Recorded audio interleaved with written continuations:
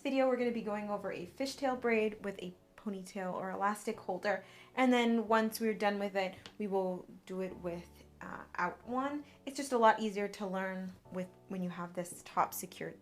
So let's go ahead and start by dividing this large section into two, and you kind of want to give a good feel and make sure that they are as even as possible. So the first one, I'm going to start by taking my hand grip like this, and my pointer finger is going to be my working finger. So I'm going to take a little bit off the back piece right here, just a little bit, and I'm going to wrap it around the front and grab it on my left side. Yeah, and I want it to start pretty high up here. Yes.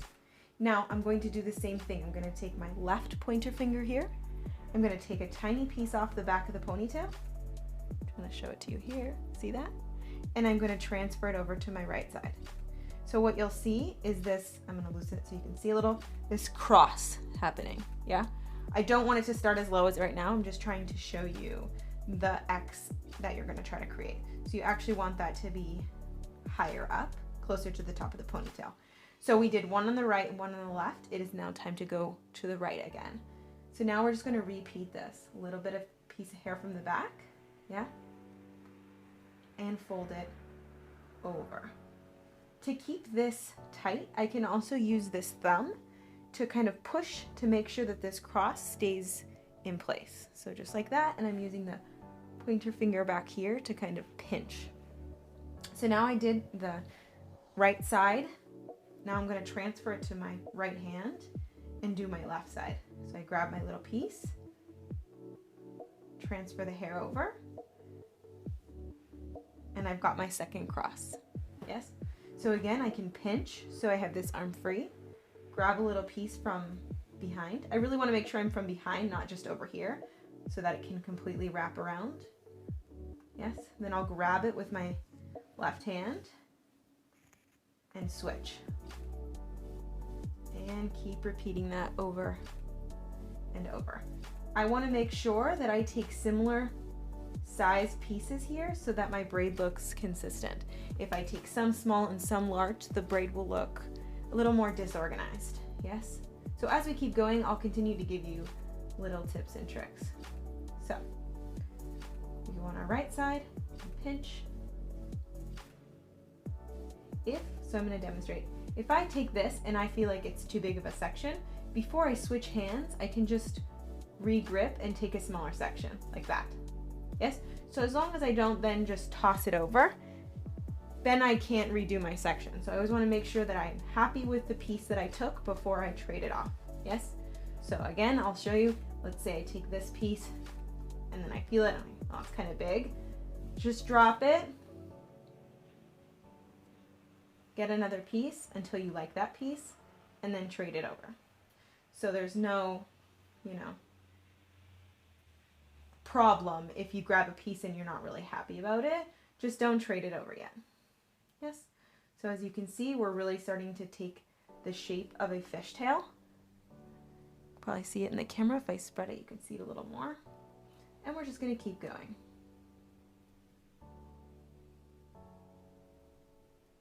The smaller the pieces, the more common that fishtail looks. If I take too large of sections, it's going to start looking more like a traditional 3-strand braid. So these braids require time and patience because it's a lot of just little pieces slowly making its way down to have that kind of laced effect.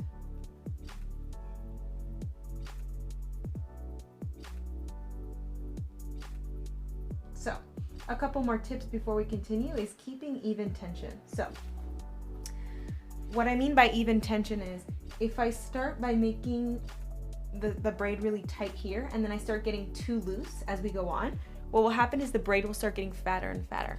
Or reverse, maybe I started fat and I start getting tighter. It'll create a different shape. So if you're doing that intentionally, that's okay. But if you're doing it accidentally, then you're going to end up with a shape that you don't want. So just when you take this piece, the more you pull it like that, the more it's going to tighten this hair right there and cause an indent. So you can control that. Let's say I place it too much, I can just kind of backtrack and then pinch. Once I pinch and let go, that's when I finalized it. So just until you transfer it over the other hand, just make sure it's what you want. So here, let's say I pull it too tight, like that. It's a little bit harder to backtrack it because I already placed it. So just making sure you're slow and intentional. Don't try to rush it. If the client wants a messy fishtail, you know, a little more tousled and wild, you don't have to be as particular, but if someone was going for that kind of perfect fishtail, you really want to be slow and methodical about it. Just depends on the look you're trying to create. It's also easy for the hair to become tangled, so just frequently give it a little comb either with your hands or you can grab the whole thing. Just make sure you really pinch and you can brush it through with your comb. Just make sure you hold this braid really tight so you don't pull on any of these strands.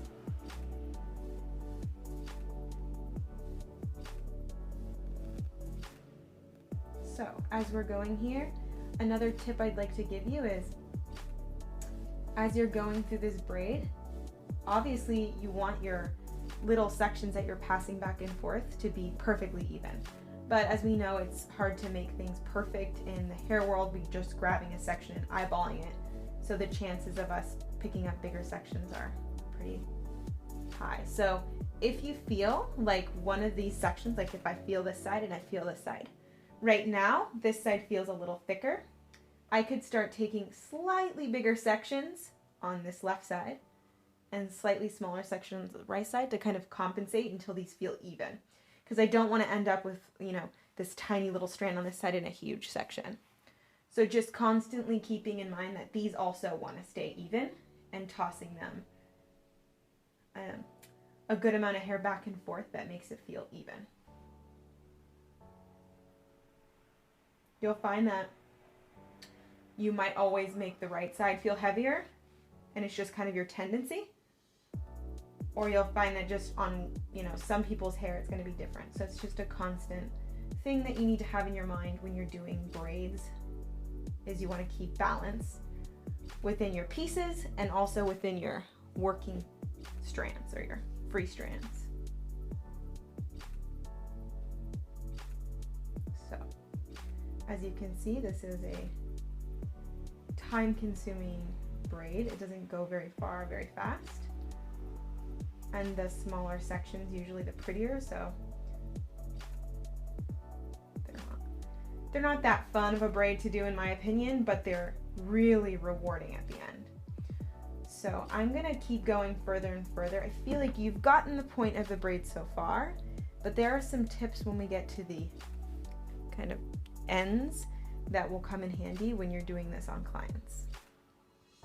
So if a client is going to ask for this braid, like they just want a fishtail braid and nothing else, you'll want the fishtail to go as far as you possibly can into the ends because you don't want just a lot of straight hair hanging out.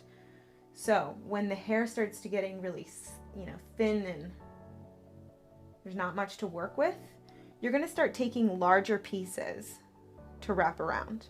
Not too large, but you want to make sure that when you fold it over, it looks substantial. We don't want to just take tiny, tiny little baby strands. It starts to look a little funny.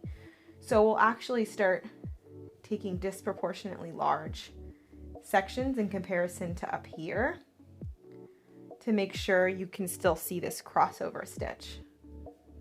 And what you're going to find is it almost kind of looks like you're doing a 3-strand braid. But that's how we keep the braid looking good and not silly. Yeah. So you can go as far as you feel comfortable, or sometimes the client will have a preference. They'll say, you know, stop there or whatever. Just make sure you're in good communication with your client so you know exactly what they're looking for. So you can see you can get pretty far with this braid. I could probably even go more, but then I'm just going to be wrapping my elastic around a ton. So there is your fishtail braid, and I'm just going to show you, you can also loosen it up by giving it a rough tug like this. So this is not necessarily deconstructing it, I'm just giving it a little pull apart, yeah? So if you're just gonna leave it like this and you're not gonna do any updo or anything with it, you can check for balance now. So I would look, if this is your client facing, you know, I would turn her around so the back of her head faces the mirror, and then I would check for balance. So right here, this looks like it peaks, and then it looks like it goes in and peaks a little.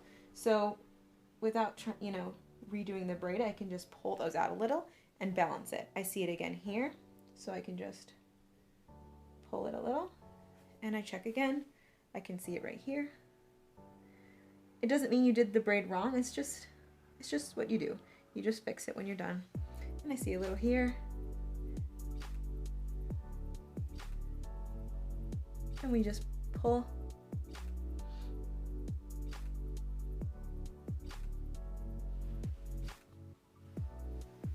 Yeah. So you just do as much as you need. And then I'm just going to let go of this. So you can see that this is a pretty good sturdy braid. I mean, I can mess it around. I didn't tie it with elastic or anything. And this is, I'd say medium tight. It's definitely kind of looks like it's pulled apart a little bit. It's not a super tight fishtail, but it can also be way more expanded if I decide to deconstruct it. Yes, so just understanding how to do the fishtail, and this is what I call the under to over.